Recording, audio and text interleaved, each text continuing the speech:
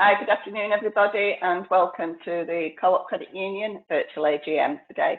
My name is Jackie Littlewood. I work for ABCL, which is the Trade Association for the Credit Unions, and we're supporting with the technology. I'm just going to go through some housekeeping, and I'll hand over to David now to formally start the meeting. Good morning. I'm David Fowle. I'm the Chair of the Credit Union, and I'd like to welcome you all to this year's annual general meeting, and thank you for your attendance. In all the years that I've been involved with the Credit Union, today's report is perhaps the most satisfying that I've been able to deliver on behalf of my board and staff colleagues. First of all, before we go into that, just go through the routine of apologies and minutes. Have we got any apologies for the meeting, Matt? I'm not aware of. I think we have all of our board directors are here. No, we don't have any apologies to note, David. Thank you. It's an awful long time ago, the last AGM, 21st of January 2021. The minutes of that meeting are in the pack of papers that we've circulated for today. And so the first thing to ask is whether anyone has any comments or questions about those minutes, or whether we can move on to formally approve them.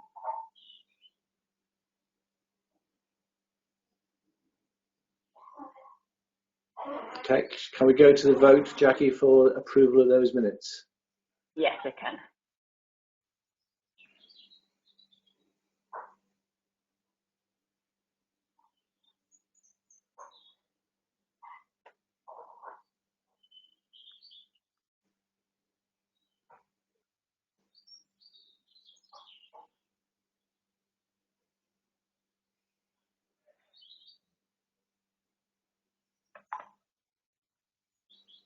So the votes are coming in. We've got 83% that voted so far. Again, the numbers have risen, so we've got 46 members on at the moment.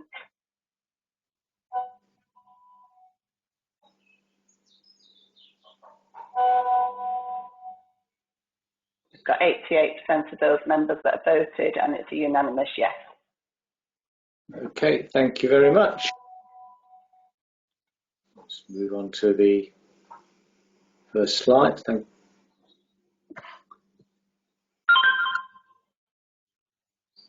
And the next one, Matt. Right, okay, thank you. When we met a year ago, we'd experienced one of the most challenging years in everyone's memory as we came up to 1 year of life with COVID-19. As we reflected on a successful year for the credit union, despite the pandemic, we were in the grip of the second national lockdown with the awful human impact at its peak. That meeting took place early in the second quarter of the credit union financial year that we are reporting to you today. Our financial year from 1st of October 20 to 30th of September 21. While by that time the world had at least started to come to terms with our new reality, it made little difference to the acute uncertainty about our futures, the tough trading conditions for businesses, and the headwinds we're pushing against our own growth aspirations as a credit union. On the other hand, the need for our personal-centred, ethical and compassionate approach to providing savings and loan services to those most vulnerable to being ripped off and exploited had never been greater. The combination of the health risks we all faced and the economic restrictions imposed in order to mitigate those risks meant that many low and middle income households were, and still are, under serious pressure and in need of our crucial services. Those who know me know I do like statistics. I've got just a few here today. Data from the Department of Work and Pensions reveals that there are over 6.5 million people in families where at least one person was working that have absolutely no savings. 22.5 million had savings of less than £1,500, and there are 27 million having savings of less than £3,000. Data from the Money Charity shows average unsecured debt, that's credit cards and loans and overdrafts, per adult is over £3,700. And 40% of buy now, pay later users are struggling to pay their bills. A credit card at the average interest rate would take 25 years to repay if the customer was only making the minimum repayments each month. And that 15 million people have experienced at least one life event in the last 2 years, which has left them struggling financially. These pressures are increasing with the rise in the rate of inflation to well over 5%, driven by fuel and energy costs, which are expected to rise even further in the coming months, along with increases in national insurance to come. Having the resolve to take on these circumstances boldly and to stick to our plan to invest for growth was no mean feat, but I'm glad to say that our credit union has risen to that challenge impressively.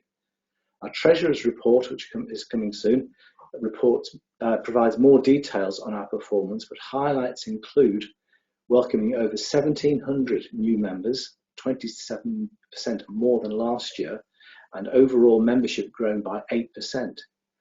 We granted over 3,200 loans to our members, a record, and 28% more than the previous year.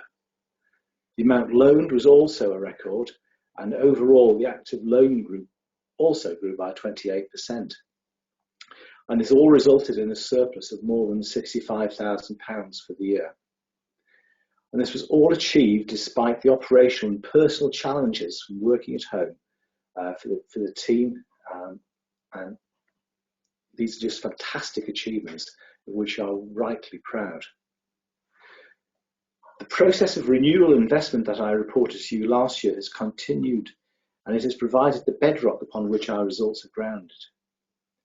Our refreshed and overhauled governance arrangements are providing us with the clarity and structure we need to ensure that we provide clear strategic direction to our management team, as well as closely managing our key risks and ensuring that we are compliant with the key regulatory and legislative requirements we are subject to. That said, we do not rest on our laurels, and following the appointment of a new external auditor in 2020, we are also asking for your support today in rule changes, given the planned retirement of our long-standing supervisory team, which are designed to allow the move to an externally sourced internal audit service to be provided by Alexander Sloan, following a rigorous tender process. In addition, we intend to commission an independent review of our compliance standards from a partner supplied by our trade body, the Association of British Credit Unions. These steps will provide us all with the independent assurance that our governance, risk management and compliance frameworks, into which so much effort and energy has been invested over the last 2 years, are ready to sustain the levels of growth ambition we intend to heap upon them over our 5-year strategic plan.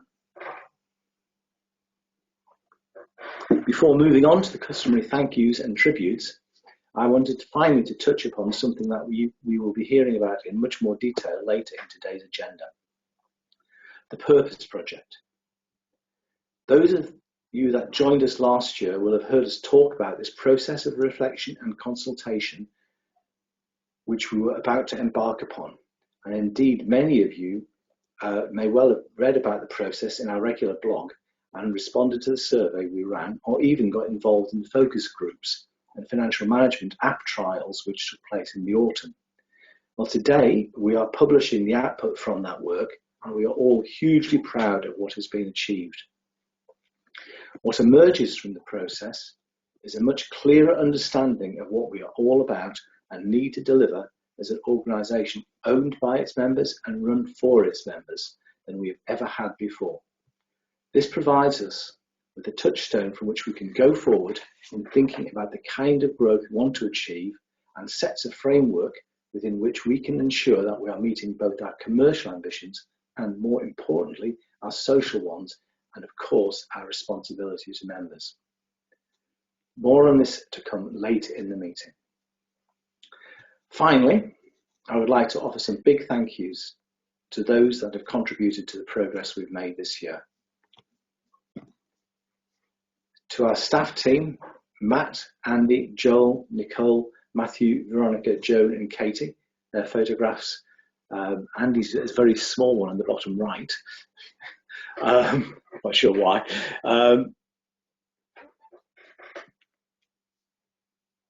That is our virtual Christmas event. Everyone at home and with a social distance by, I think, an average of about 2 miles. Your fantastic team ethic and commitment to providing a quality service are what the credit union is all about. And without you, our success would not be possible. To our marketing and communications associate, Mel Phillips, without whom not half as many people would know who we are or what we do, or that we are all so nice.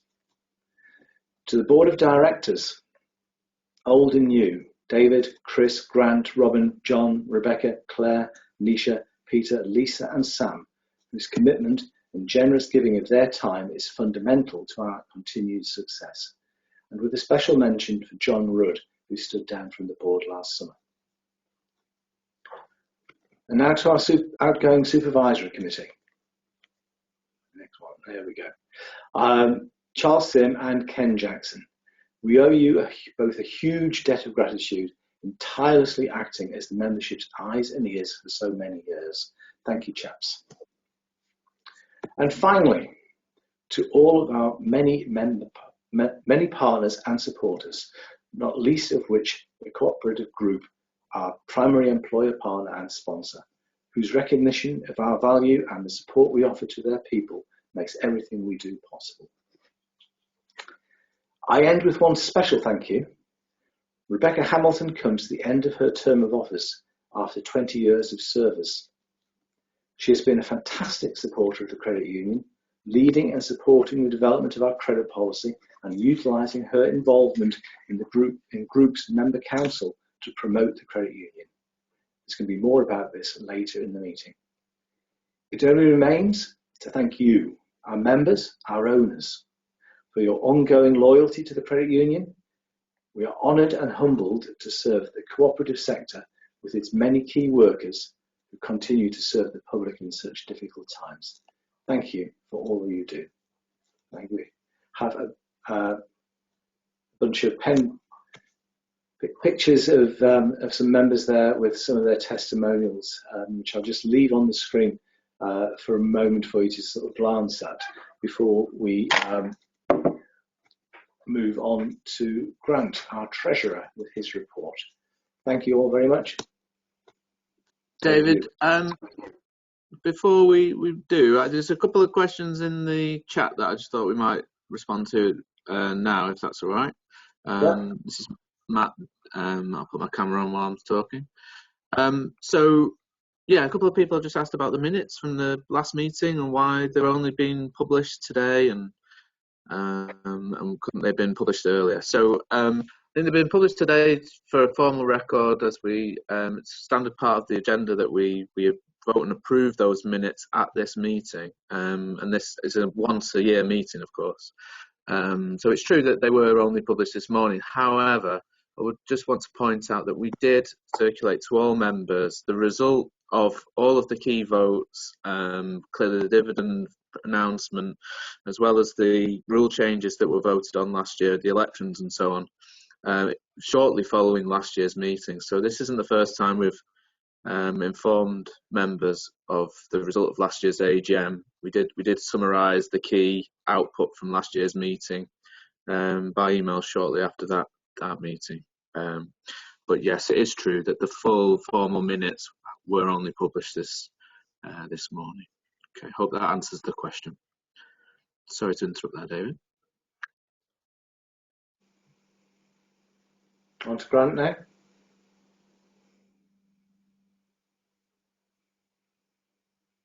Thank you, David. Good afternoon, everyone. I'm Grant Mitchell. I'm the Treasurer of the Credit Union, and it's my pleasure today to report on the financial results for the 2021 year. Very successful year financially for the Credit Union. We ended up with a surplus of £65,000 in the year, despite the ongoing challenges around COVID and economic difficulties around the country. Also pleased to report that our balance sheet showed continued growth in line with our strategy. Key balance sheet figures: a 28% growth in the active loan book, and a 12% increase in member deposits, and therefore funds available for us to lend out. Loan book growth is a particular focus for us, given that it's central to our ability to generate income, but also because it fulfills our purpose as an organisation to extend affordable credit to our members. Growing the loan book is especially important in the low interest rate environment at the moment, given that we earn very little interest on cash in our bank accounts, and therefore to earn a return for our savers, we have to be able to lend that money out in loans, and very pleased to be able to do so.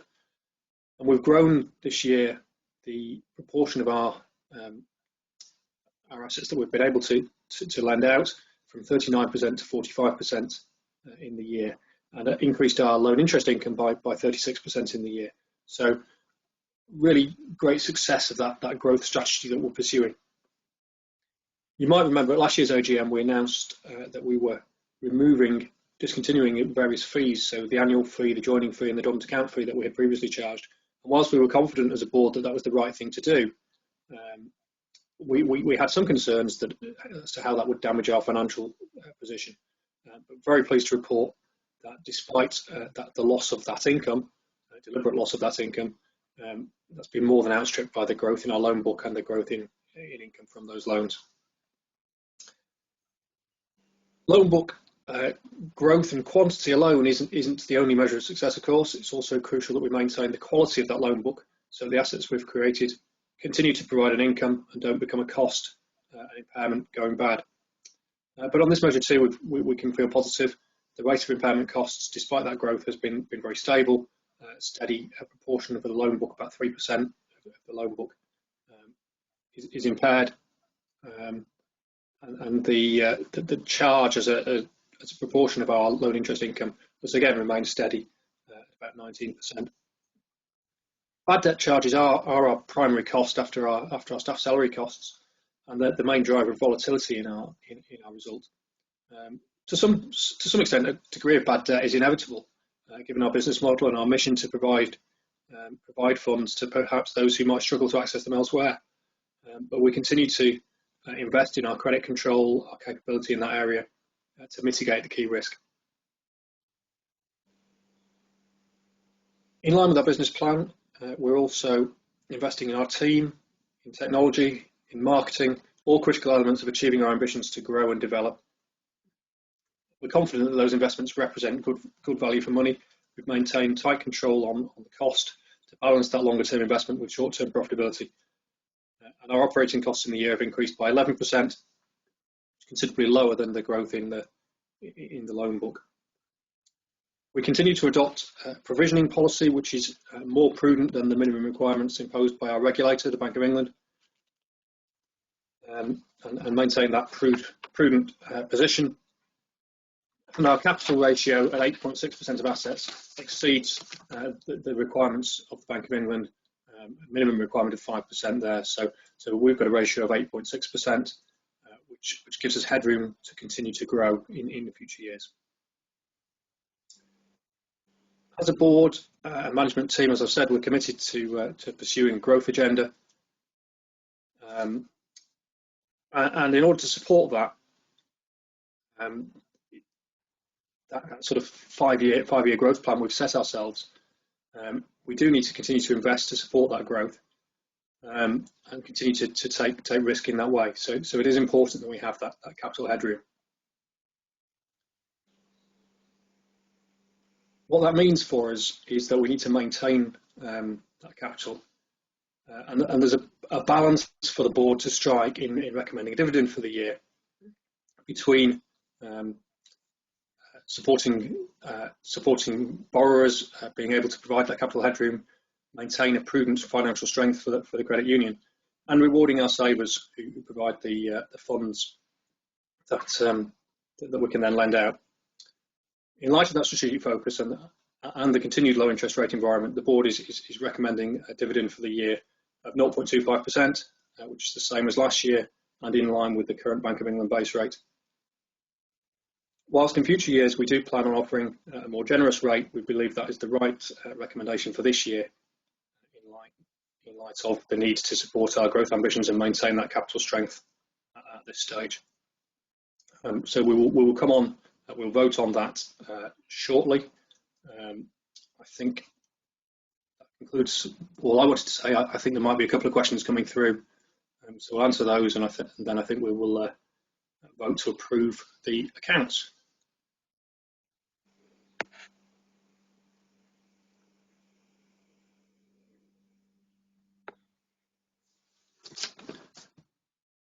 Thank you, Grant. I think there are a few questions that I'll put to you now, if that's all right, Grant. So there's one about, in view of the still modest loan to share ratio, do we actually need strong growth in member savings? There's one, which is an interesting point. Yeah, so as we saw during the year, the loan book grew by more than the savings account book, and that was a deliberate focus. We did want to increase the proportion of our savings that we could lend out, but it is important that they both grow in tandem. That the savings do provide the money that we then lend out, and the fact that we've got those savings there gives us confidence that we have the money to grow our loan booking in future years. So yeah, the primary focus is on growing the loan book, but obviously we need the savings to do that. I think also when we come on to the purpose project, and also linking back to what David was saying earlier about the proportion of households who have very low levels of saving. You know, part of our purpose is to encourage that sort of saving habit, saving on a relatively small scale for a rainy day. So whilst financially we perhaps don't need as much focus on growing the savings deposits, it still fulfills a very important part of our purpose. Thank you, Grant. And then there's another about what more can be done to loan to members who are struggling with their loans, and another around rates of loan repayment. I don't know if you want me to help with those, or if you're happy to. I'll perhaps briefly comment on the first one, and then hand over to you, Matt, to add and build on the levels of loan repayment. I mean, in terms of what more can we do to help people, Matt will comment more from a sort of operational point of view, but strategically we do want to be able to lend more to our members, but equally we've got to do that in a responsible way, both for that member, so we don't commit them to debt that they can't repay, but also for the rest of our members that provide those funds that we're then lending out, to make sure we've got a good chance of them being repaid. We are able to offer loans to members who perhaps will struggle to get them elsewhere. We do look closely at a range of factors to try and assess that and allow us to make those loans. And clearly one of those is their links with us, and their membership, and any savings balances they might have, and whether they've got regular payroll saving coming in and things like that. That helps build a picture of that individual's ability to meet that loan. Matt, do you want to build on that from a sort of operational point of view? Yeah, I mean, I think I would echo everything you said there, Grant. I mean, you're absolutely right. We need to strike a balance, and that's the challenge that we're managing all the time. I'll talk a bit more about that in my own report a little later in the agenda in terms of what we've been doing on that subject. But it is the key challenge. We want to say yes to as many people as we can. We're trying to achieve loan book growth. I think the numbers demonstrate we've been quite successful at that. But it would be irresponsible both for the individual and for the wider interest of the credit union to disregard those things that we see when in individual applications where either that is unaffordable or the member has had a history of difficulties repaying credit. So we need to balance those two things. That's kind of the core of what we do every day, and we recognise that means in some circumstances we have to give people an answer that they don't want to receive, but it's genuinely an attempt by us to reflect the best interest both the credit union and that individual in each circumstance. In terms of the question about rates of repayment, so our bad debt rate is across the loan book is broadly stable. At the end of the financial year, it was a little higher than 3%, but that's on a much larger loan book, 28% larger. So we're quite pleased with that. As Grant said, it's not just about growing the loan book. We can do that quite easily by saying yes to lots of people, because we do turn down a significant proportion of the applications we receive. Around about half of the applications we receive, for the reasons I've just explained. So we could grow faster by saying yes to more people, but that would ultimately result in greater losses on the loan book, which ultimately wouldn't be in the interests of us, of our credit union and you as members. And so the fact that we've been able to achieve the growth we have whilst maintaining a stable rate of bad debt, I think reflects our success in getting that balance broadly right. So that's what I would say on that. Hopefully that answers the question. I think it was Morris that asked the question about rates of loan repayment. But feel free to ask it again if not, if there's something specific that you wanted to get out of that question. There are opportunities to ask further questions as we go along. Okay.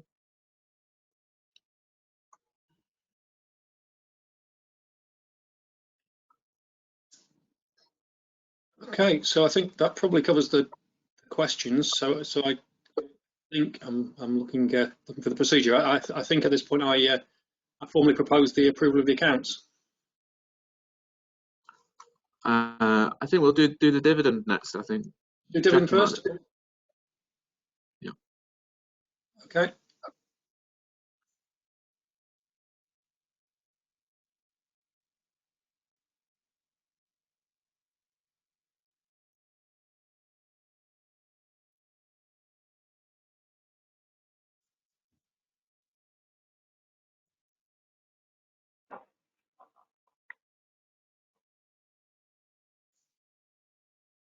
I can see the votes coming in now. So it's 78% of members that voted.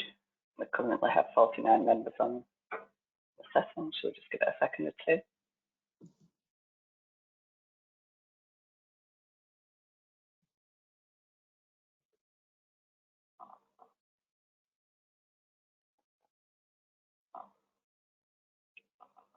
Still at 80%, David, and it is a majority yes.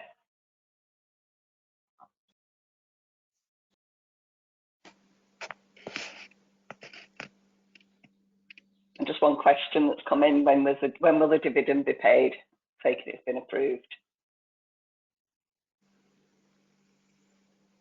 I see the question from John. It won't be paid by the end of today, I'm afraid to tell you, but by the end of the week, your accounts will be credited with the dividend, and we'll be circulating a communication to all members to confirm that that's happened, and the results of the votes today, and as well as we did last year, Matt, as I mentioned earlier. So 82%, Matt. So you're happy for the poll to close?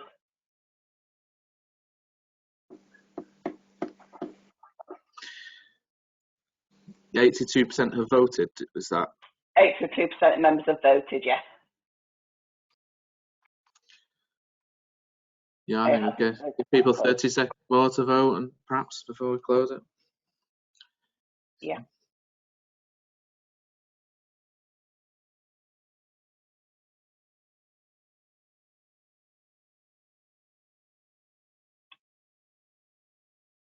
Still at 82%.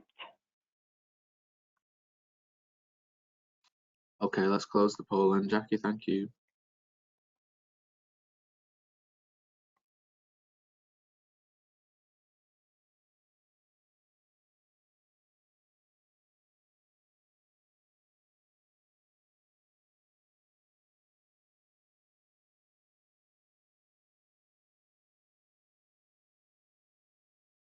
Do you want to go straight into the poll for the account?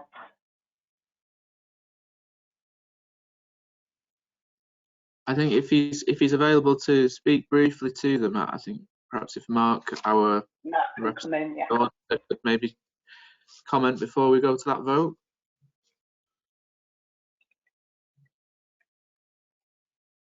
Mark, you're self-muted if you want to come in there. Right. Yep. Yeah. Good afternoon, everyone. Yeah. We've audited. This is the second year of auditing the credit union, and our audit report expresses no concerns.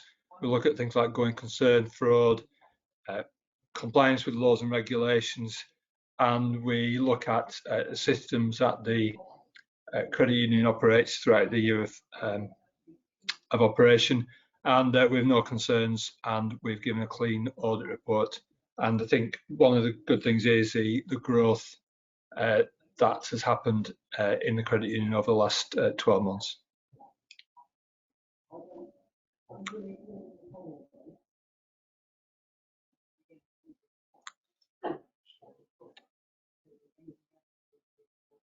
Thanks, Mark.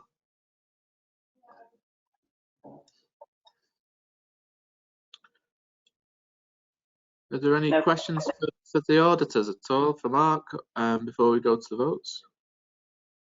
There's nothing been typed in so far. Yeah. It's over to you, Grant, to propose that then. Okay, I'm not sure which order the votes come in. So I think the next vote will be to formally approve the accounts now that I've presented the numbers, and Mark from KM has obviously articulated their audit opinion. So I think the next vote will be to formally approve the accounts.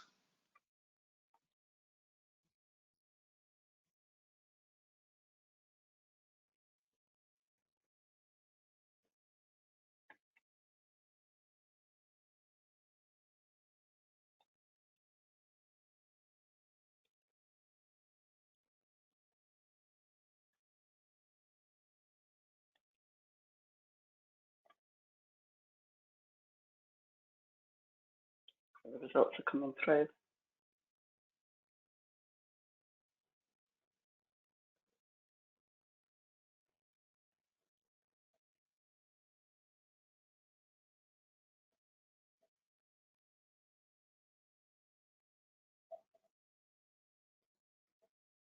We've got for the 82% again of members that have voted, which is the same as the last poll.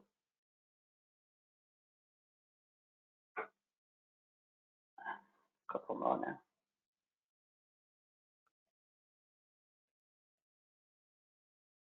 So 84% of members have voted, and it's a majority yes. That's great. Thanks, Jackie.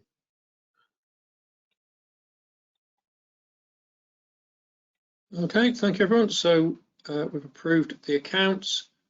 So I think the final thing that falls to me to do is to propose the reappointment of KM Accountants as our auditors for the 2021-22 financial year. As Mark mentioned, they've completed 2 audits now. The process has been very smooth. We've been very happy to work with them. So I'd like to propose that reappointment.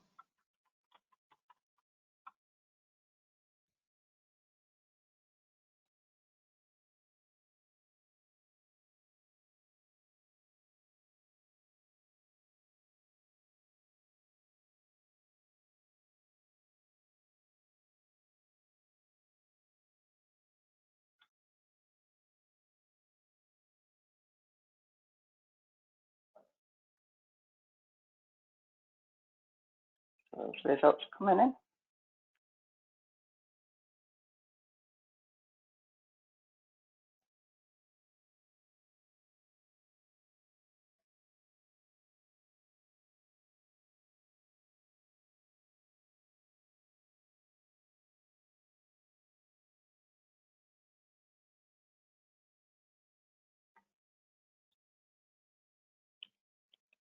So 75% of the members voted so far, 77%.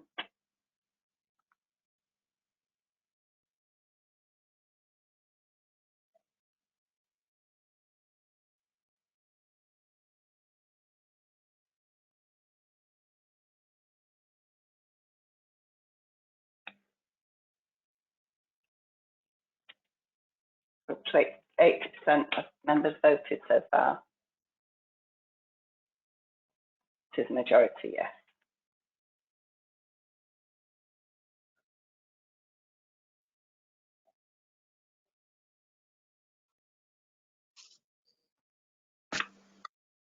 Thanks, Jackie. Okay. Thank you.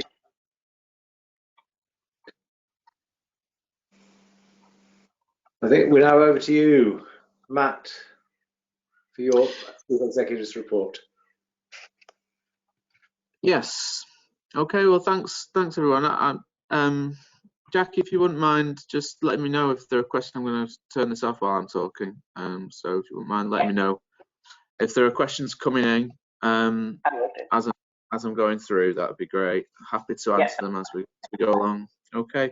Well, I guess first of all, I want to say thanks a lot for coming along today. It's great to have so many members joining us online, and I think we've certainly one benefit of the times we've been living through lately has been the ability to reach more members at our AGM. So thank you for giving up your precious time to come along to listen to us report on our results today, and really pleased that we're able to be reporting such positive results.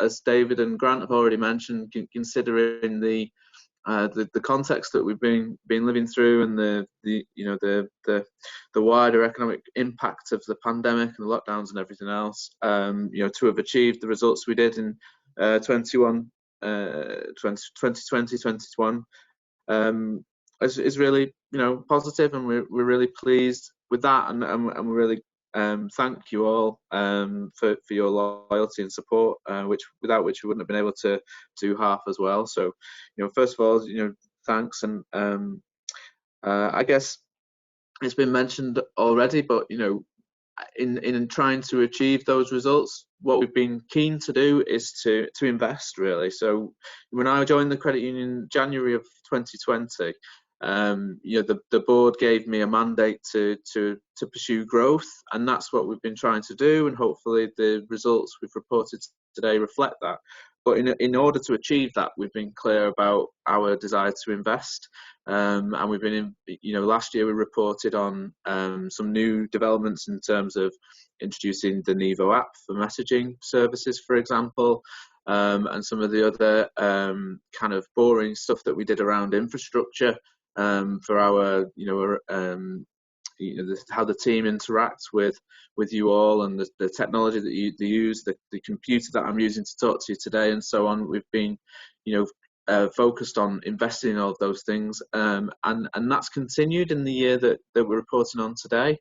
So I've got Credit Kudos, their logo up there on the screen. Those of you that may have applied for loans this year may well have been invited to connect bank accounts via Credit Kudos, and that's something that we added in the year that we're reporting on today, to kind of continue to modernise how we do things, and how we assess loans in particular, so that we can utilise that open banking technology to much more conveniently review affordability. And of course, that's really critical, given what we've already said around the quality of the loans that we're making, and ensuring that the members that we're lending to can afford to repay the loans that we're agreeing with them. And given the context again and everything that people are having to contend with economically, that's even more important than ever, that we get those judgments right, and that we don't overburden people with debt. Presenting and positioning ourselves as an ethical and responsible lender, it is all well and good, but if we're not living that day to day in the decisions we're making around whether or not to approve and agree a loan for someone, then we're failing. And so the Credit Kudos investment has been a key part of that. We also rolled out this year an integrated loan application journey. So before we did this, there was a bit of a disjointed kind of experience. Ironically enough, if you were already a member of the credit union, the way that you were invited to apply for a loan was actually slightly inferior to those who were new to the credit union. So we we addressed that by rolling out a new integrated loan application process for those members that have access to our Members Access website, the secure facility that you use to track your balances and send us secure messages. You can also now apply for loans directly through that facility, and that was a big step forward for us, something that had been some time coming, and makes both the experience for members much better, but also for us dealing with those applications, it's meant we've gained additional efficiencies. So that was a big step forward as well, and something a bit mundane perhaps, but in terms of how we do physical post. So we send a certain amount of stuff through traditional post even today, though most of what we do is digitally delivered. And we adopted a new service in that respect as well this year, which is entirely online and means that the team can issue physical posts from wherever they are, provided they've got a reliable internet connection. And that gives us that operational flexibility, which has been invaluable, again, given everything that we've lived through with lockdowns and home working and on again, off again, kind of working in the office through the last 12 months and more. So all of that, there are additional costs on a superficial level, but I think they've more than paid for themselves in terms of the results that we've seen as a result of making those investments. And as I say, that's a part of a strategic commitment that we made as management and board some time ago, and we continue to focus on that. But as has been mentioned in terms of the questions as well, there is this challenge around as you grow, maintaining the quality of the loan book that we've got, and so we've invested time and energy around the process that we go through and the framework that our team works to in relation to the loans that they make this year, and we've taken that a step on from where we were 12 months ago, so that we have much clearer criteria and rules around first of all, what evidence we ask of from people in order to assess a loan in the first place, but then what our thresholds and criteria are in terms of whether we can say yes or not to those applications. And that's something that we'll continue to do. It has a number of benefits. It means that we're giving more consistent decisions than maybe we had in the past, so that we can be more reliably say that the same application reviewed by two different members of the team will get the same decision, and that's important. But also it means that it's much more scalable. We can grow that process much more easily when it's clearer and more closely defined than perhaps it has been in the past. And it also gives us some flexibility. We're looking now at a situation where some of the challenging impact of the pandemic is coming home to roost, and we've also got some of the challenges around cost of living, which are perhaps to some extent not necessarily directly related to the pandemic, with energy costs, for example, hitting the membership that we serve particularly hard, given they tend to be lower middle income households, and so we can think about responding to that by adjusting our appetite and adjusting the rules that we apply in terms of what evidence we might ask for a given application. So there are a number of benefits to it, and we'll continue to refine and hone that procedure as time goes on.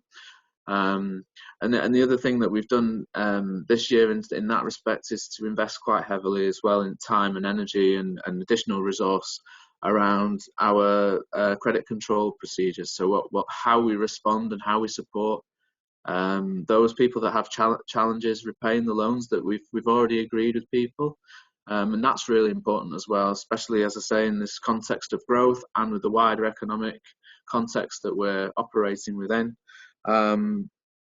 It's really important that we're both responsive and get to people quickly when things start to go wrong, so that we can offer solutions, but also that we're sensitive to the challenges people are living through in their everyday lives, because again, that's really central to what we're all about as a credit union. We're not just a lender, we're responsible, we're ethical, we're member focused, and so being sensitive and supportive and firm where it's required as well with those people who have challenges in repaying us is a really critical part of that, and Joel and Joan in particular and the team have done a great job on that over the last 12 months. And the fact that we've, as I said earlier in response to one of the questions, maintained the quality of the loan book broadly whilst growing it by approaching a third in the year, I think is testament to the success we've had on that agenda. We're also, and there's a graphic there that might not mean anything to people. It's kind of that pyramid, inverted pyramid image there comes from the FCA's vulnerability guidance. So how regulated firms like credit unions treat people who have some kind of vulnerability, and they've defined vulnerability very broadly. It's something that the regulator is very keen that all firms are much more active in thinking about and developing policies in relation to. But for us as a credit union, as I've said several times already, given that we want to go beyond just what the minimum expectations of us are from the regulators, it's especially important to us. And so we've spent time thinking about that this year, and we'll continue to. For those of you who've had a chance to look through the purpose project document we're publishing today, which we're very proud of, as David said, supporting those with vulnerabilities is a key focus for us, and particularly with the link to good mental health. We did a lot of work consulting with members around the issues that matter to them in that purpose project process, and Chris is going to talk in more detail about this later in the agenda. But in that research, one thing that came through really, really clearly was the importance of good mental health, and that we should have something to say to that. And obviously financial matters have a direct impact, and also can be symptomatic of problems elsewhere in people's lives with their mental health too. So it's kind of a two-way thing between financial vulnerability and good or real mental health. And so it's something that we're committed to continuing to invest in, is supporting people's vulnerabilities and offering more to support people who may be struggling. So we've continued, and Mel was mentioned by David earlier. Give Mel another shout out now. Mel Phillips works freelance for us, supporting our marketing and communications and all of the stuff you receive into your inboxes, or those of you that might follow us on Facebook. And if you don't, I'd encourage you to. Please do give us a follow and check out what we do on there. All of that is Mel's work, and she's been fantastic supporting our engagement efforts. And I hope you would recognise that the last couple of years we've done a lot more to engage with members in various ways, and we've perhaps overly surveyed members this year. Every other month we've been issuing another survey on some specific topic or other. But we really do want to hear what you've got to say, and to respond as best we can to the feedback that we're getting. We can't always commit to doing everything that everyone wants. We have to strike a balance, and it has to be reasonable and proportionate to our strategic objectives and so on. But nevertheless, we want to try to respond as best we can and to reflect what members are telling us in what we're doing. So it was really gratifying when we did a bit of a push around Google reviews earlier this year to encourage members to review us, that we've got the 4.7 out of 5 stars on there, and if you'd like to give us a positive review, ideally a positive one, but obviously we take all feedback, then we'd encourage you to take the time to give us a quick review there too.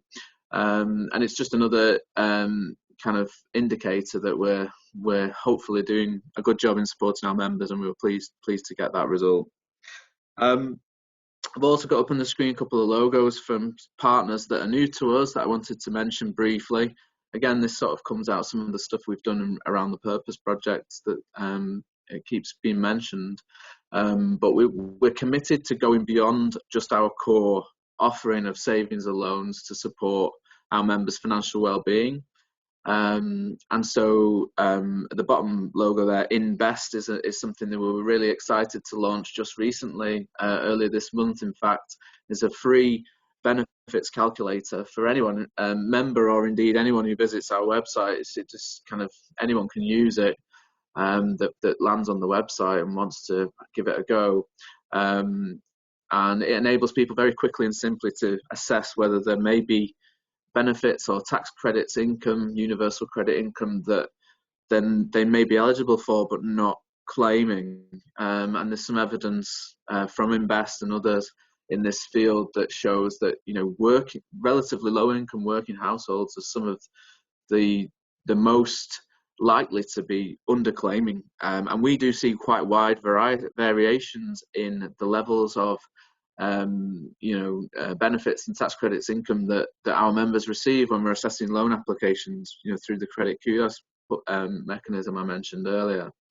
So it's sort of a hunch of ours that, you know, there are quite a lot of members out there that may well be entitled to income that they're not receiving and really ought to be receiving, despite some of the political rhetoric around benefits and the welfare state in recent years. You know, it is something that's intended to support people in these circumstances, and it ought to be claimed if it's, you know, and so we want to do our part to try and support members to maximise their income, you know, because that's a really important part of financial well-being is bringing in as much as you possibly can. So we were excited to launch that, and we're also shortly going to start inviting members to use a service from Open Money, another partner that we've been kind of talking with over the last 12 months around a service that they offer to support financial management and budgeting, again through the open banking technology that powers credit kudos. So you can connect multiple accounts, both current account and credit accounts, savings accounts and so on, and start to bring your finances into one place and start to then plan and also identify areas where perhaps unknowingly you may be overspending or whatever it might be. So we want to try and bring some of what's kind of at the core of the ethos of credit unions, you know, this support for financial well-being and financial education, which is a really critical part of what credit unions are all about, you know, not just offering services but trying to change behaviour and educate members. And you know, in the years gone by, we may have spent time sitting down with people and chatting that through with them, but now we're so much bigger and online in the way we do things. That's not feasible. So this is a way that we can try and continue to offer that kind of support, but in a modern way. So we're excited about that, and there'll be more information coming out about that over the coming weeks. And then the final thing I wanted to mention, and some of you may have seen this on the website as well, back in March of 2021, we published a first attempt at a kind of social audit of the impact that we've been having, positive impact that we've been having on our members and their finances. And one of the key measures that we came up with was this estimate, relatively conservative estimate of how much we think we've saved our members in the financial year 1920 in terms of interest that they may otherwise have paid on an equivalent loan to one of our more expensive commercial competitors. And we came up with a figure of £300,000 that we think we saved members in that financial year that before the one we were talking about today. And so we've rerun the calculation based on our larger loan book, and we now think that that's something in the region of £350,000 in the financial year. So we're really, really pleased with that, and it demonstrates, I think, that, you know, we are you know, fulfilling on our mission as a credit union to try and reduce the cost of credit, extend affordable, responsible credit, save members money, and as a result enable them to start thinking about things like saving, build financial resilience when unexpected expenses arise, plan for the future, and achieve their goals in life, with a stable financial footing. So, we're happy with that figure, and we hope to grow it further as time goes on. So before I move on, I just wanted to say some more thank yous from me personally. So, I guess first of all, I should thank the board and for all their support and their wisdom, and not all credit unions are as blessed as we are with such a kind of progressive, open-minded and skilled board. A board that's given me a clear mandate to go off and try and grow this credit union and do some cool things with it, and hasn't been a barrier to that. So I'm really grateful to everyone on the board, both current and former directors, for all their support and their kind of open-mindedness, some of the new things that I've thrown at them. The staff team are fantastic and have done a brilliant job over the last year, and we really do have a fantastic team ethic. David mentioned the quiz image that we showed on the screen earlier. We did actually have a night out in person as well. We didn't just do a socially distanced thing over Zoom. And it's great because we genuinely do enjoy each other's company. But I hope I'm right in saying that everyone that works for us, enjoys working here, and certainly that's the impression I get. And I think they do a fantastic job serving members. It's not been easy these last couple of years, and I want to say massive thank you to every one of them for everything they've done to support our growth. And then to our partners, the co-op and all of the other societies that we support, the members of and the employees of, without them we wouldn't be here at all. So we're hugely grateful, and here I am sitting in Angel Square, this office space that Co-op provides to us. So we're hugely grateful for all of that support, and all the tech providers and partners and people that we work with as well, who've made all of that possible. Thanks to them too. So I guess most of all, thanks to you, the members, for your loyalty and support and ongoing investment in the credit union, because without members and people who want to use our services, really there's no point in us being here at all. So we're very grateful, and as I said earlier, very grateful for your time coming along to listen to us talk about our results today. So yeah, that's the end of my report. I don't know if there are any questions we should take at that point. Jackie? Yeah, there was just a comment earlier from just backtracking to David's slide. So it's not a question so far, but it would have been nice to have a slide of the statistics that David mentioned at the beginning. I guess you'll be sending out a feedback request after the meeting. So that was just after David's report that was keyed in earlier. And we have you did John's question earlier. Comment from Richard is 28% loan growth is great. Not many credit unions will have received this level of growth. And where we do. So what mechanisms do we offer for members and not yet members who are not computer literate, etc.? Well, that's a good question. I think we have kind of quite self-consciously adopted a digital first strategy, and that is the way that we're seeking to develop as a credit union, and there are reasons for that. I think it means that we can reach more people more efficiently with the same resource profile and so on. So and it's the way that the economy in general is going, I think. So we think that's the right strategy, but that doesn't mean we're kind of leaving behind those people who can't or don't want to deal with us that way. So we still maintain those channels, telephone and postal services for those that need them. I mentioned the PSL facility that we rolled out for the team this year that allows us to get physical loan applications, agreements for signing, and everything else we need to do to kind of run the administration of the credit union we can do from the comfort of our own homes. But in a postal format for people that want that. And we do have, I can reassure you, we do have plenty of members that continue to maintain their accounts by sending us letters to request withdrawals and things like that. There's a couple that still send us postal orders, and it's one of Andy's favourite jobs is taking those down to the bank. So we do maintain that, and we're committed to continue to maintain that. And we're not saying no to those people. But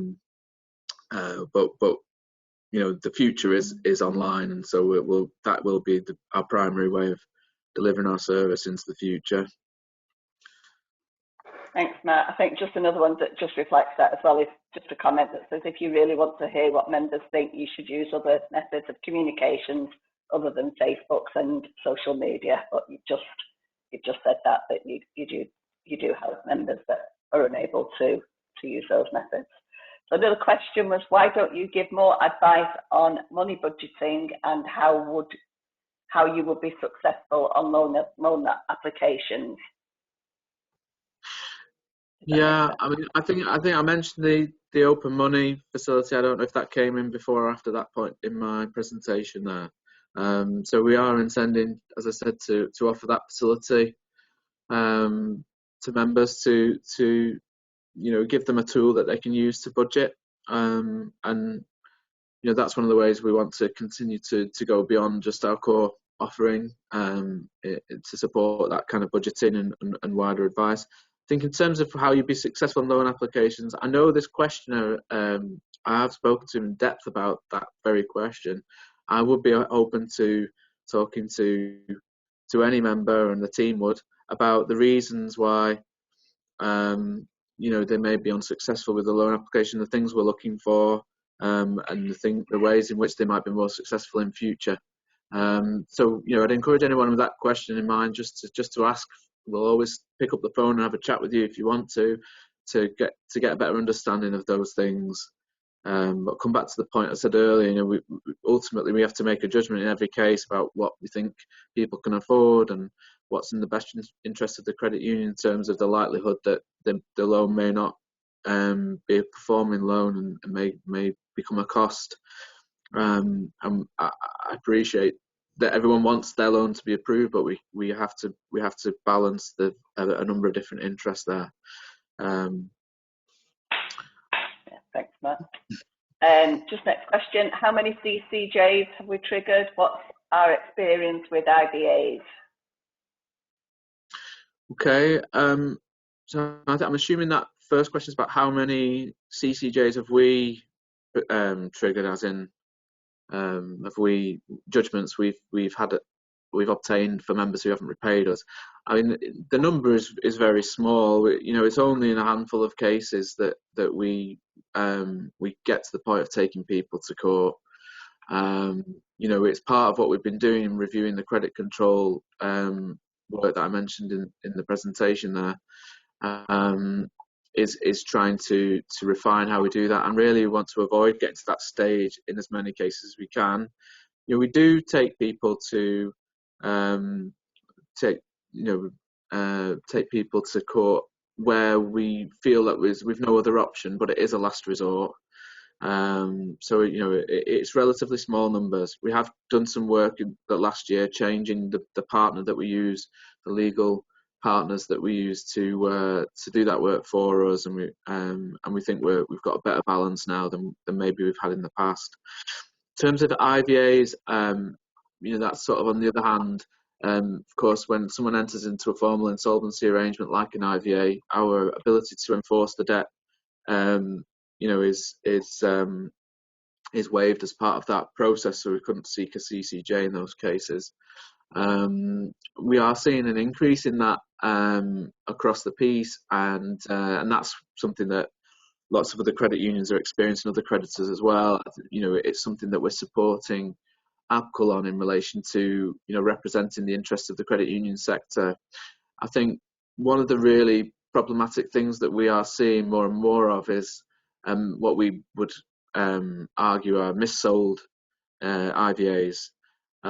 So there are people, for example, who we've seen a few cases just recently who have entered into an IVA with all of the negative implications that that might have for their future ability to obtain credit and so on, despite the arrangement that they've entered into, meaning that they will pay into the scheme broadly what they owe.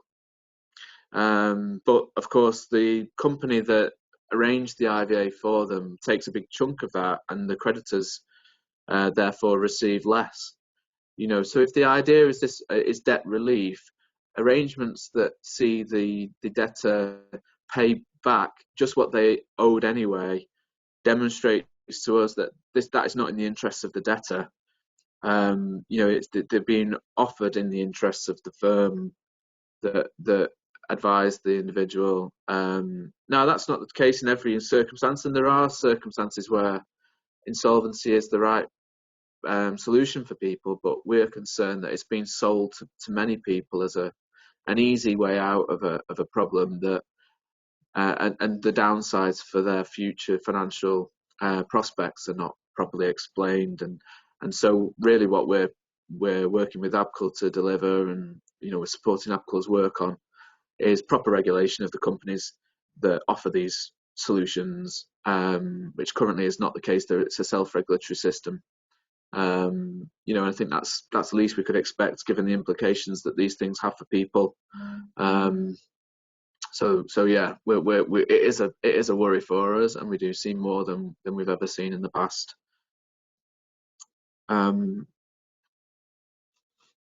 Any others, Jackie? I forgot there at the bottom. I think there was just one. Are things like PayPal credit seen as a challenge? Yeah, well, I think this, it's sort of, John's got quite a lot of questions in there. I mean, it's the inverse of the other question he asked about people who are not IT literate, isn't it? We can't stand still, and there are lots of new competitors in the market all the time, and I think what he's referring to there is things like what's called buy now, pay later, so Klarna and ClearPay and some other smaller firms too, which has gone from the standing start in the last 4 or 5 years to being a multi-billion-pound industry. And yeah, I think we do see that as a competitive challenge, absolutely, and that's why we're investing in the digital first strategy to be more modern and convenient in how we offer our services. Whether we can directly offer something equivalent to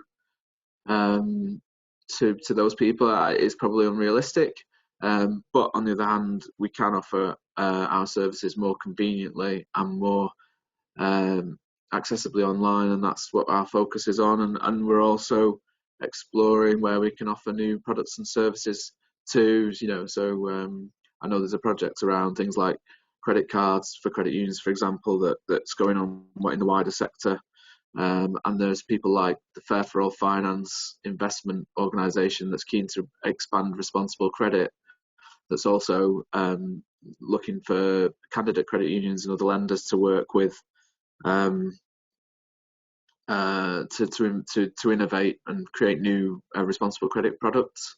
And so that's a conversation we want to be central to and a big part of, and hopefully that'll mean that we can continue to offer a relevant alternative to some of those commercial competitors. Just one more comment, Matt. So could you operate remotely once a month, longer opening hours on Nevo for saving and loans and general inquiries?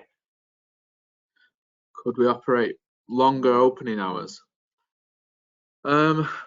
Yeah, I mean, I suppose we could. I mean, it's something that we'll continually keep under review.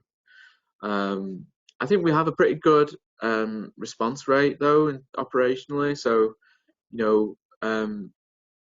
yeah, we can't answer a query that someone might submit at 10 o'clock at night, within the hour, but most queries and applications are responded to within 24 hours of being submitted, and we feel that that's a pretty reasonable response rate, and in working hours it's quicker than that, but that doesn't mean that we're content to leave it there. As I said, we're always looking to invest and develop new technological solutions to do better.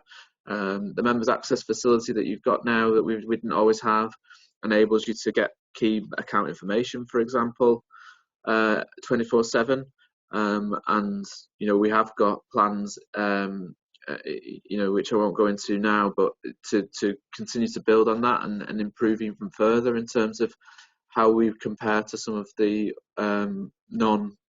non-credit union sort of commercial financial service providers out there, banks and otherwise. I take the point, ideally we'd be 24/7 service, but the reality is there are 8 of us and we're a small business. We can't do everything right now, but we'll always pursue improvements in all of that stuff. Thanks, Matt. That's the last one in. Okay, great. Okay, well, I hope those answers answered the questions for everyone.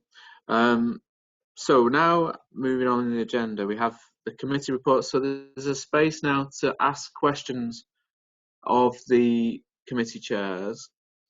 I take the point that's been made in the chat earlier around how long people have had to read these reports, and the minutes are one thing. Of course, the written reports from the different committee chairs equally were published earlier today. So we should have given people more time, and I take that feedback, and we'll strive to give you more time to digest those reports next time around. So I do take that point on board, and we'll respond to it. Nevertheless, though, there are written reports in the papers for those that have had a chance to read through. The Risk Committee Chair, Robin Webster, the Nominations and Reward Committee Chair, Chris Smith, and Supervisory Committee, chaired by Charles Sim. We're about to discuss a motion which proposes to abolish Supervisory Committee, so that notwithstanding, they were active in the year that we're looking at today, so they've submitted a report that's also with the papers.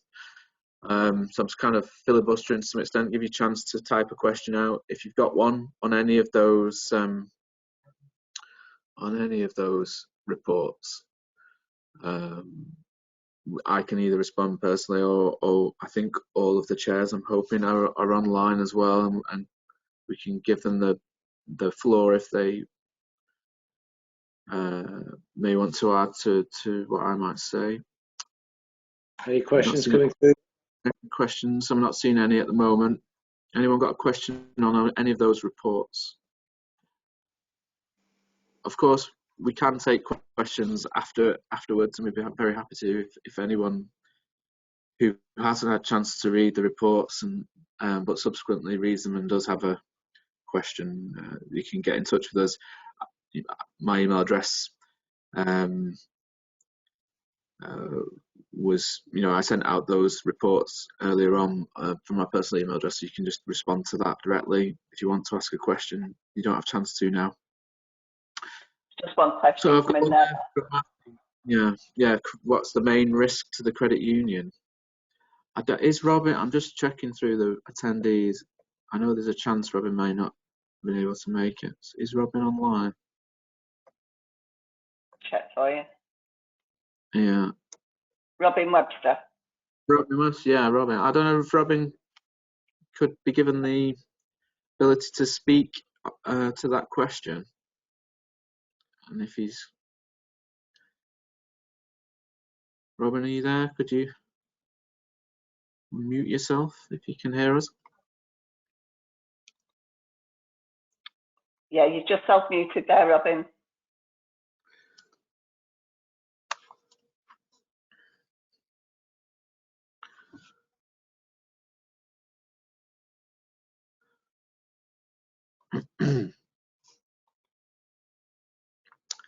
I'm not sure if Robin's. I know he's abroad, so he may be struggling to connect. Right. So while we're seeing if he does unmute himself and respond, I think I can sort of paraphrase what he may have said. So I think the two principal risks that we run as a credit union are credit risk, which we've talked about already at some length. That's the risk that our borrowers don't repay us, and that means that we, in an extreme scenario, run out of capital. So we have capital reserves. Grant mentioned in his report it's 8.6% at the end of the financial year. That equates to a little bit more than £600,000, which is reasonable sum, but it's certainly not inexhaustible. And we've seen much larger institutions have solvency problems than we are. So that is a real risk. If we lose control of the quality of the loan book, then there is a risk that we become insolvent, go out of business. And sadly, there are plenty of cases of credit unions falling foul of that. I think one thing I would point to that maybe hasn't been highlighted so far in the spoken remarks, but is in the written reports, is that we self-consciously adopt a more aggressive provisioning policy than we're required to by the Bank of England. We want to be more prudent than the minimum. So we recognise credit agreements that are in arrears earlier than we might otherwise do. And I think in the accounts, we did a calculation for the board meeting which took place last week. So there's an additional provision of around about £47,000, I think, from memory, in our accounts over and above the minimum requirement the Bank of England places upon us. Now, really, that's about recognising losses earlier. Probably that £47,000 would have come along later on anyway, had we followed those minimum requirements. But we think it's the right approach, and quite often the credit unions that do sadly go out of business do so because they've not been recognising bad debt appropriately or promptly enough. So that's a key risk, but hopefully that reassures you that we're very conscious of that, in addition to the things we've already said about investing in credit control and so on. The other one is liquidity. Well, I suppose just before I do, the credit risk also translates into our exposure to banks. So if a bank were to go out of business and there were no recoveries from its assets for customers like us, then that has potential to cause a big problem for us. And compared to lots of individual loans going bad, it would only take one or two banks going out of business and us losing that money to cause us a serious problem.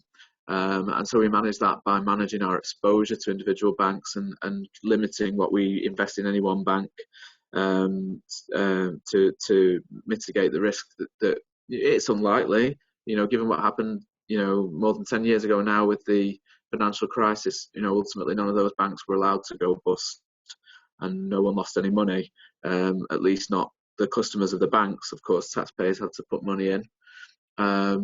But nevertheless, we do mitigate for the unlikely event that one of those banks should go bust by limiting what we invest in with any one bank, and we're taking a strategic decision with respect of Co-op Bank to divest to some extent from that position quite recently, to further mitigate that risk. They're our primary bankers. That's where we have traditionally made our payments to you, and that you've made your payments to us via. So they're a particular risk for us.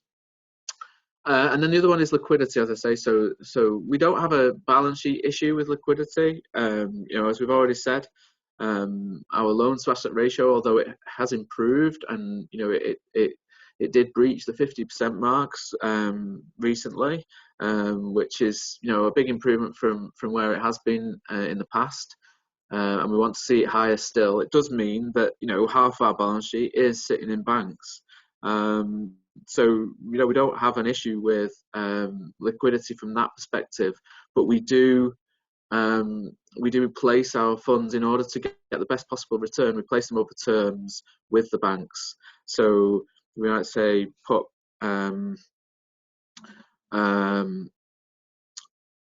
Robin's saying he's muted. I think you should be able to unmute yourself, Robin. I don't know that. I think Jackie gave you that power. If you can hear me, just by clicking the little microphone icon. If you can figure that out while I'm talking. If not, I'll carry on. So we're mainly about managing maturity dates on our investments and the seasonal cash flow that we have. And we did have a bit of a challenge actually in this financial year, the Christmas of 2020, where we got a bit tight on our liquidity. That, as I say, we had positions in banks, but they were locked up for a year or so. And so we've done a lot of work this year to have a better approach to managing cash flow and liquidity. In that case, we were victims of our own success. We just outstripped our expectations in terms of loans issued and withdrawals that members wanted to make for Christmas, which is our peak period for funds flowing out of the credit union.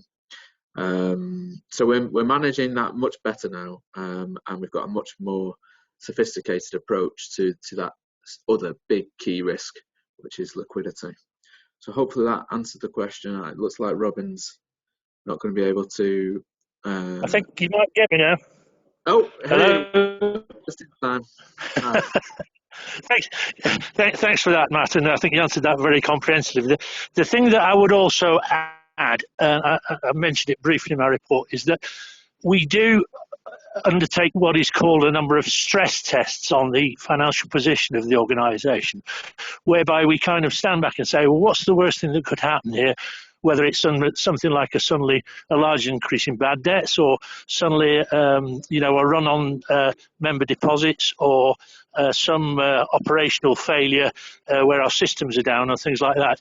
And so we ran a series, I think, of 8 of those tests back in November and discussed them at the risk committee at the end of the year and at our last board.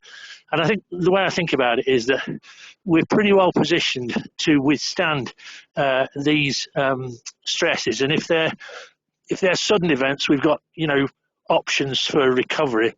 But if they're longer term things like deterioration in financial conditions, or superinflation or something like that, we have sufficient time and buffer that management can take appropriate actions to make sure we preserve the funds that belong to our members, and we can continue to operate.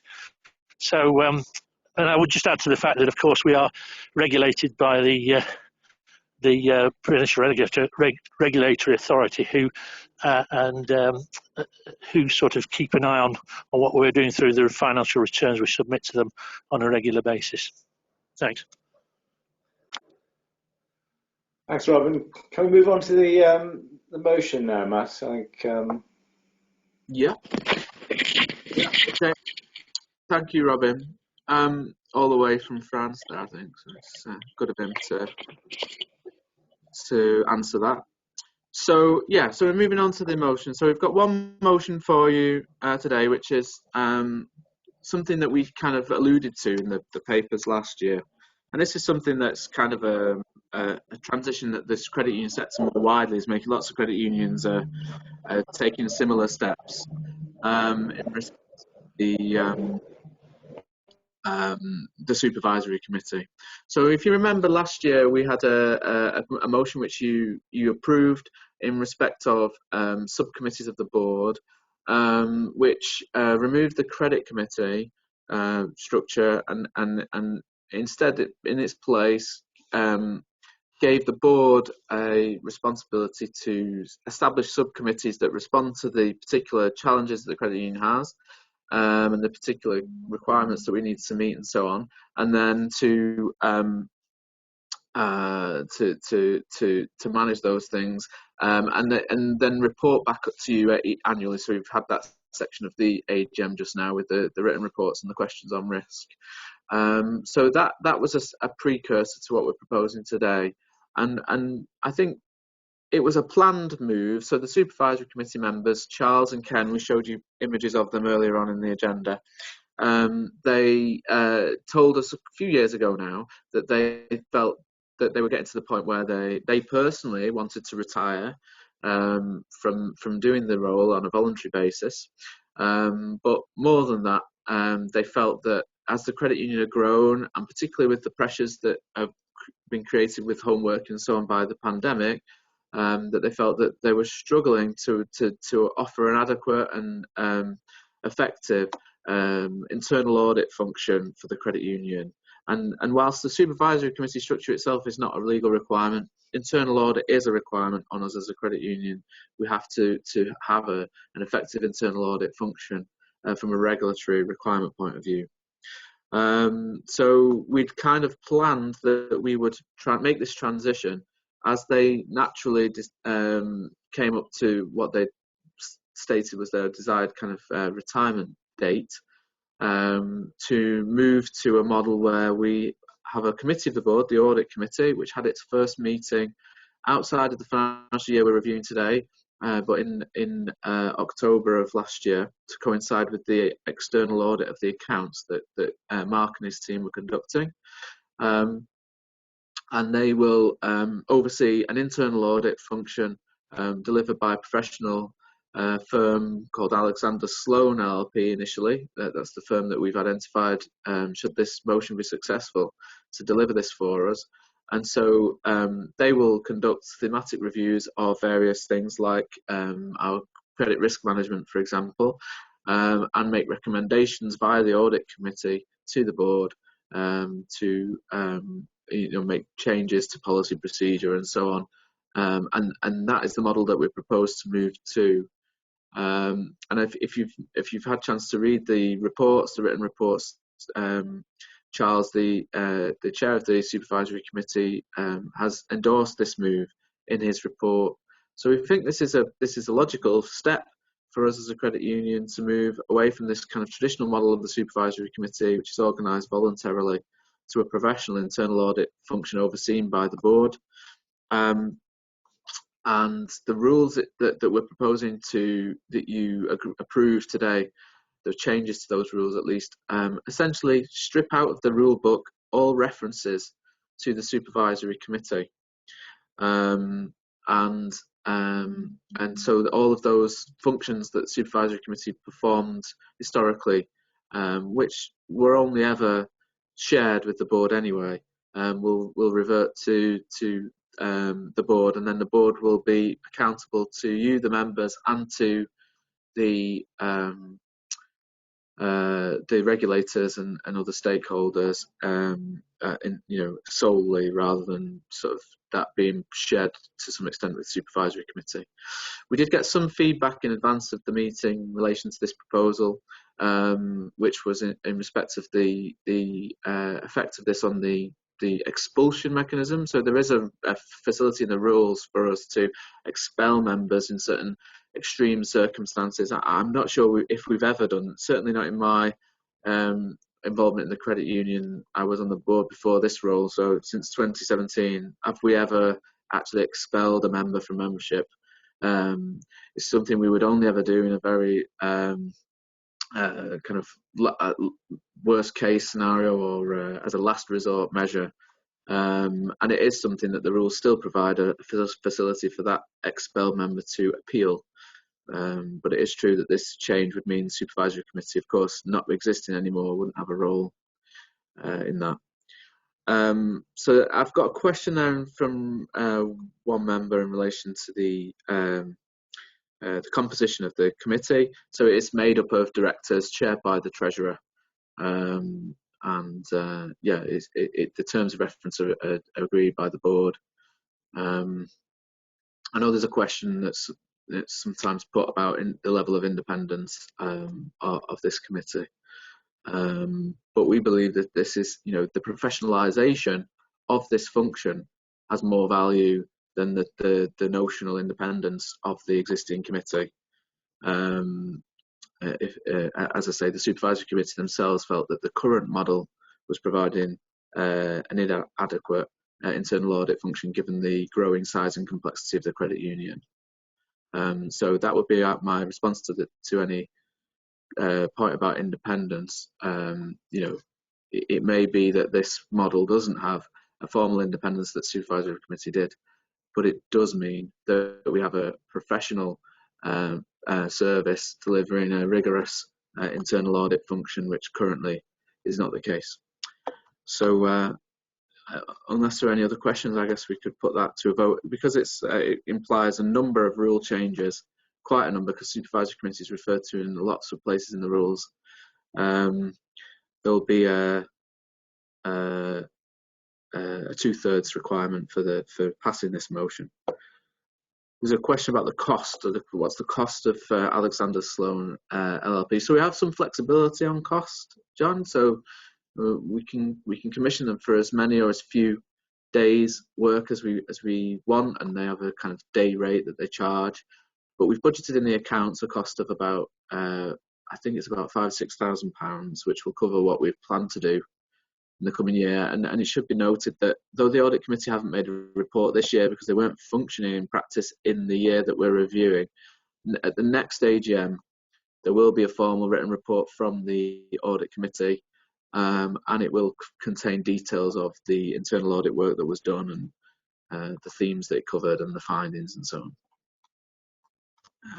So yeah, hopefully that answers the question in terms of cost. We'll get to the vote, Matt, please.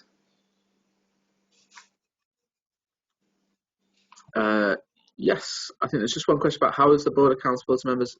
The board is accountable via this meeting, via the votes that the AGM delivers. So shall we move to the vote then, please, Jackie?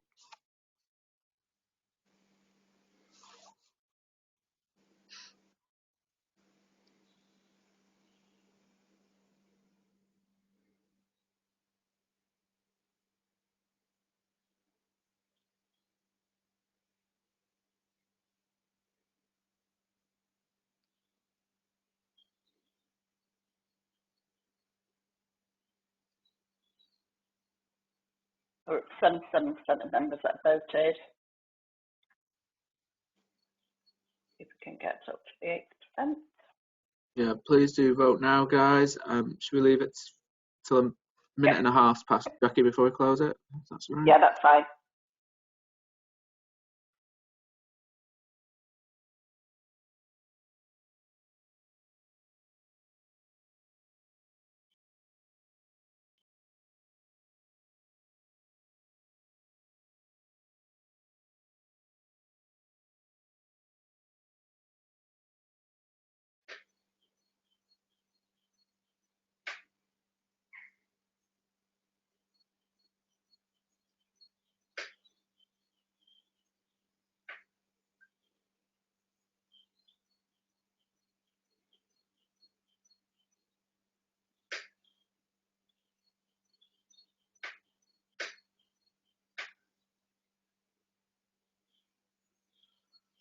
So we're up to the 82% that's voted, and it's a majority vote.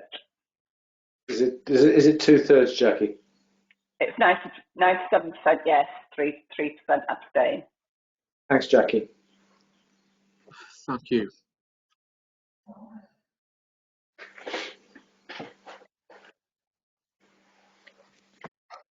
Thank you, Matt. Okay. Move on to elections to board. We've only got one today. Chris would normally do this section of the agenda as the chair of the Nominations and Reward Committee.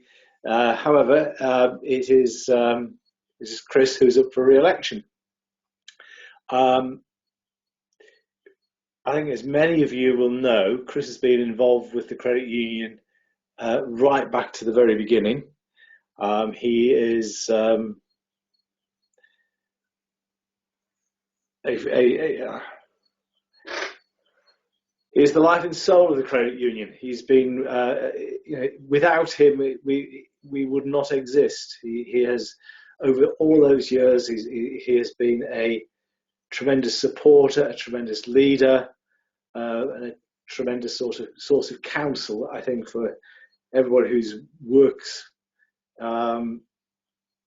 in the credit union or has worked in the credit union, and all of the directors and other people involved, volunteers. So there is a short address from Chris in the papers that we sent out, which you've seen, but I would like to propose the re-election of Chris to the board, and can we put that to the vote, please?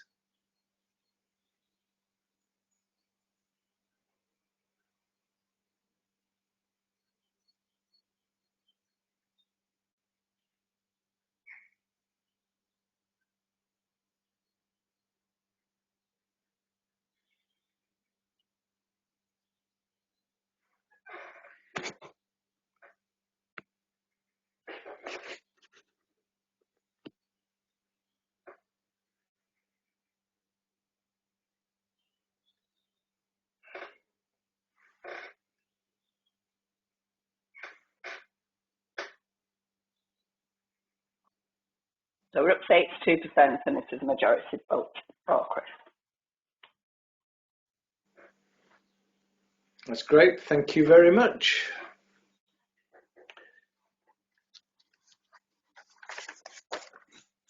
Right, on basis of that, Chris, you're still with us, and it's over to you for a number of items. All yours. Thanks very much. Yeah, and thanks for voting me in, everybody. Very grateful. Okay, it's my pleasure. Item 10 on your agenda to refer to the Graham Southall Award. Hang on, make sure I'm on. Is that okay? Yeah, the Graham Southall Award. Let me just move that across there.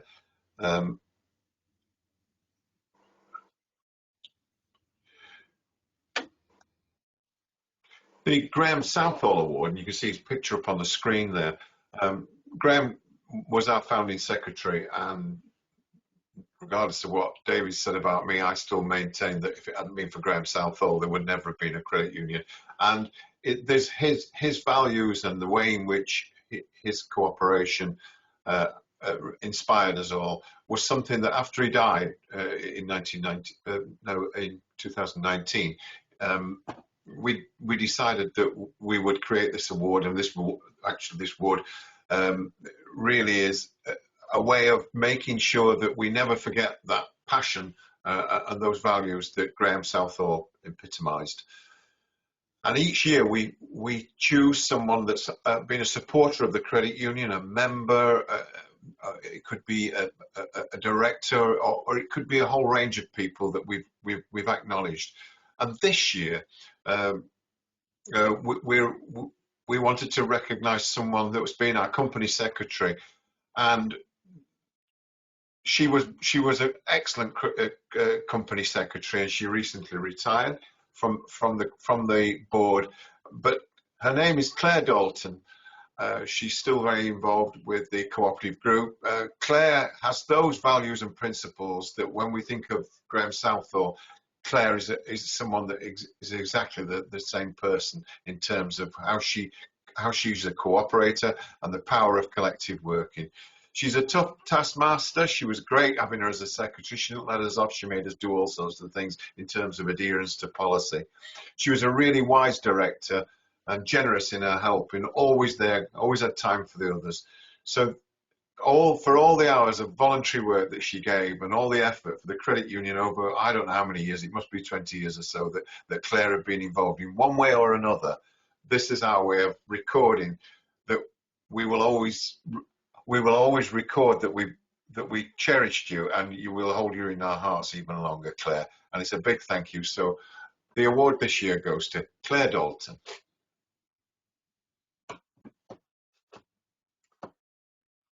Then my next item is to move on to another important award that we have, and this is an even more powerful award, if there is such a thing, because we've only ever had 3 lifetime presidents, and if you ever go on our website, you'll see how much we cherish our lifetime presidents, and these are people that are really throughout history of the credit union, are people that have changed and altered and developed the credit union in such a way that it will last forever.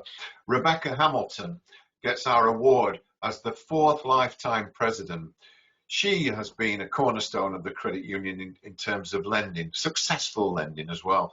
I mean, she straddles the period where she had to go down in her dinner break every day to approve loans and help the staff, 2 or 3 staff that we had then, in terms of making sure that the loans were signed off properly and that the process was adhered to properly.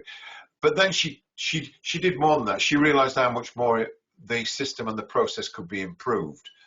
And so she did that, and she drove, and that, again, that was a lot of policy change, it was a lot of training, and it was certainly a lot of time that she put in, many years within the Manchester complex, coming down and making sure that the staff got the support that they needed in terms of turning our lending into the systems that we've got today. Her sacrifice, not just lunch breaks, but her voluntary time and her testimony, and the way in which that some of these systems are still embedded in the way that we work. Rebecca was an excellent director of the credit union. She retired this time. Her contribution to the board meetings will be sorely missed. I hope she still stays around and that we can recruit her back one day. But Rebecca's term of office is officially ended. But her passion for credit unions will never fade, and our gratitude for her and our love for her will never end. Thank you, Rebecca.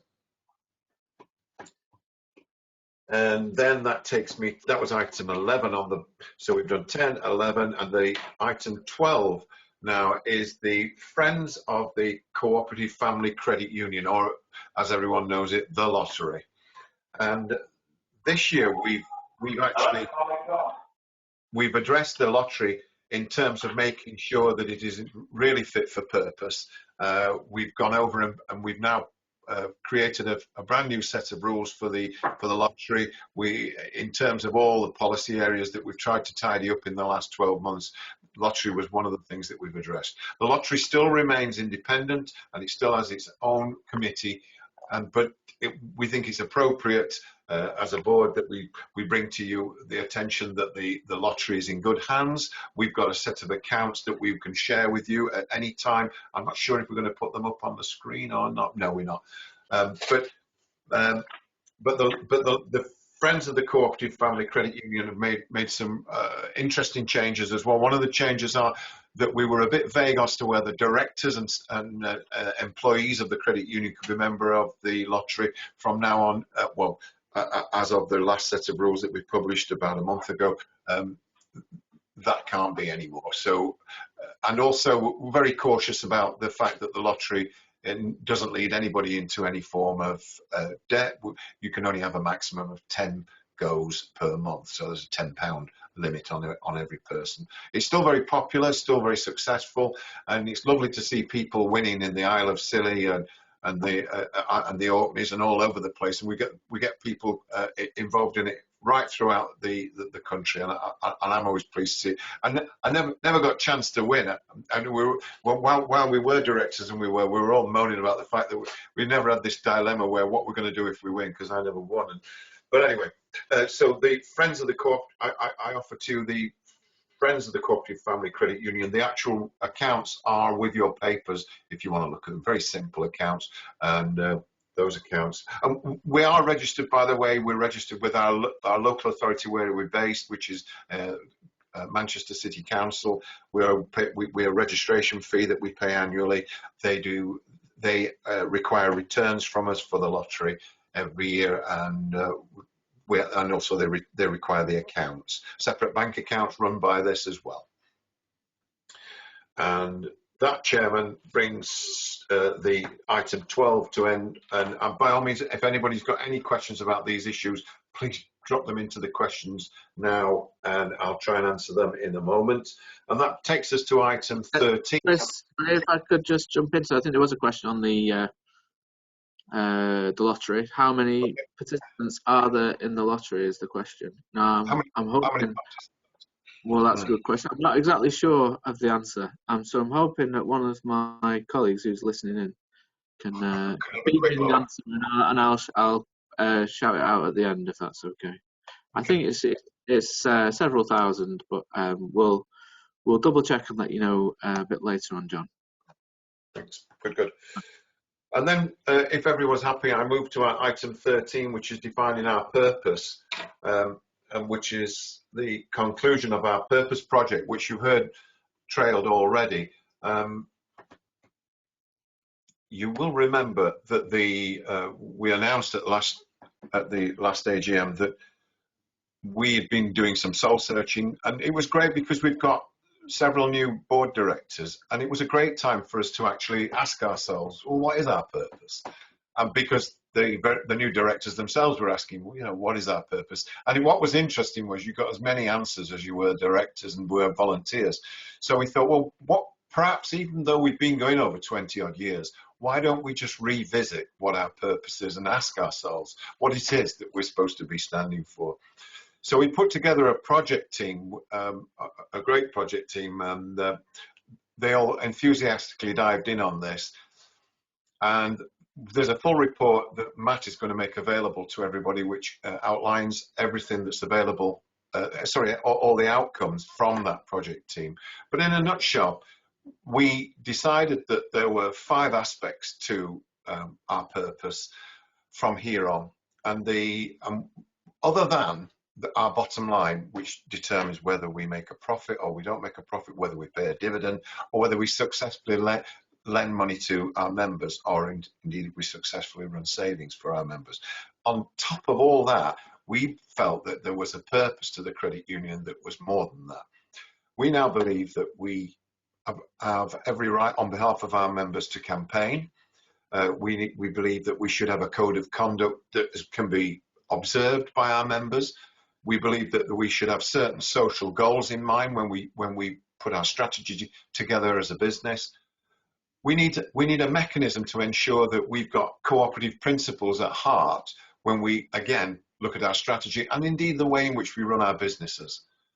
And lastly, we need to also be measured as to our success at inclusion and diversity, both in terms of how we recruit directors and employees, but also in terms of how successful we are throughout our membership in engendering a more pluralistic membership for the credit union.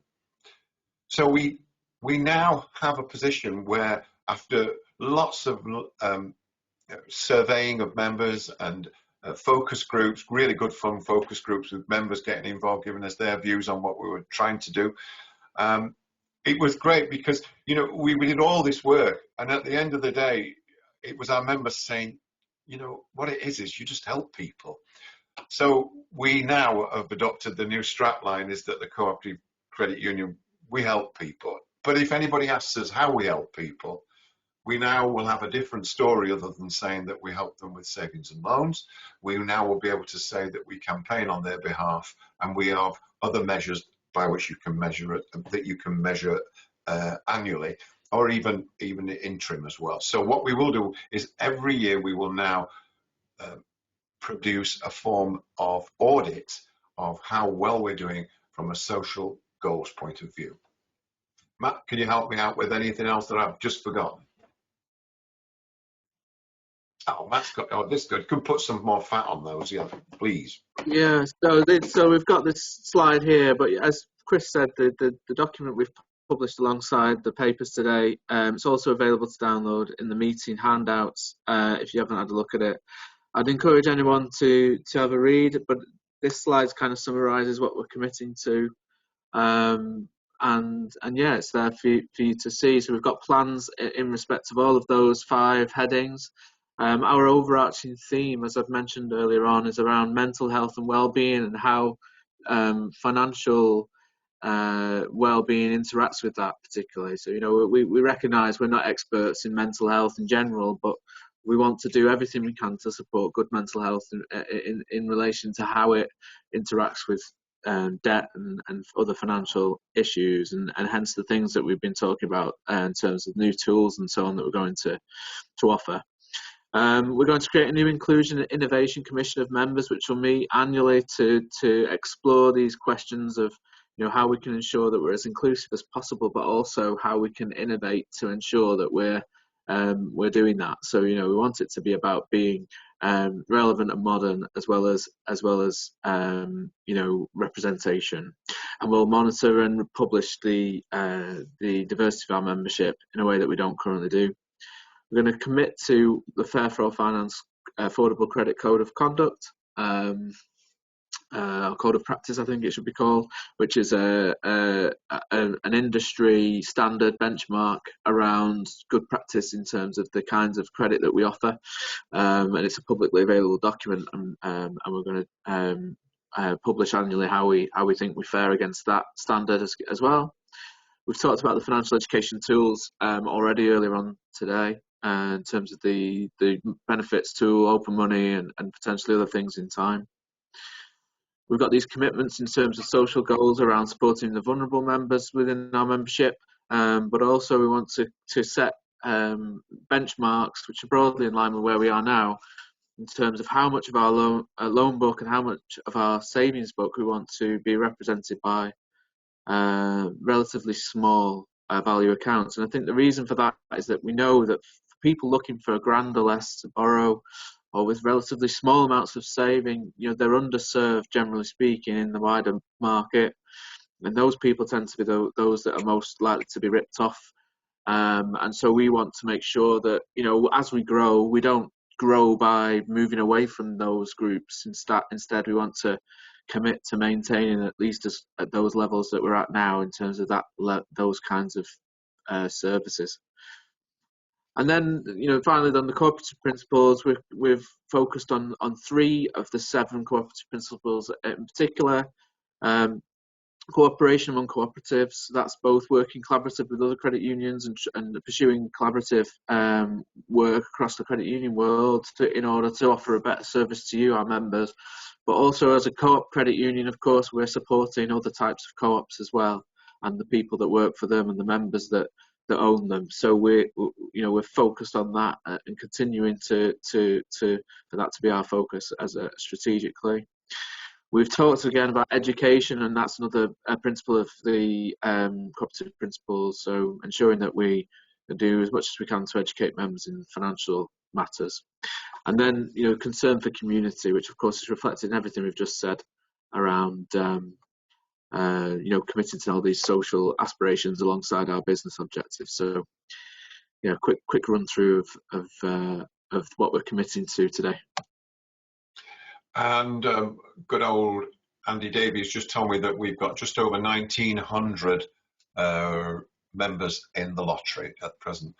And somebody says, what's the take up by members in the lottery? I presume that answers that at 1,900. And how does the lottery work? Where does the money go? Well, 50% of the lottery money goes in prizes every month, and the remainder is given as a grant back to the credit union, which usually goes into projects like we've just been talking about. I think, unless I'm looking at the screen now to see if there's any more questions, I think it's back to you, David, to wind it up and ask for any of the business. And I'm still here if anybody wants to ask any other questions to do with that. Thanks. Thank you. Just one question, sorry. Oh, yeah. There was a question about how does lottery work and where does the money go? Okay. I just did that one. I think we split it in 50-50 into prizes and grants back to the credit union, which goes into special projects of whatever kind we can. This would be an example. This project now and this would be an example.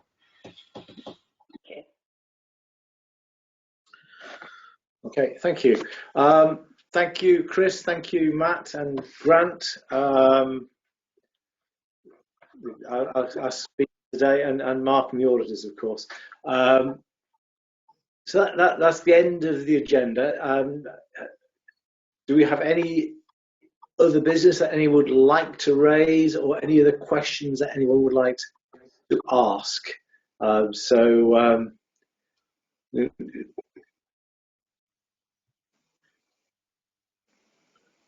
Instructions there on the screen on how to do it if you do. There's nothing in at the moment, David. I'm just looking through the questions to make sure we've picked everything up this afternoon.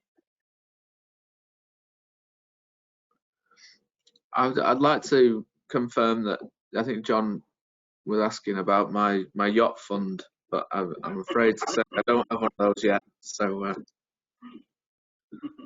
it's a bit of food for thought for David. Caroline just says thank you for another brilliant AGM. And thank you for finishing on time. Well, with a minute to go, shall we? In that case, we'll draw the meeting to a close. Thank you all for attending. Thank you for your support. Thank you for your questions. I think it is a way of keeping us where we should be. We are the directors of the credit union, but you are our members and our owners. So this is a way you can hold us to account. So thank you all, and whether we'll be seeing you in person next year or whether we will remain online. But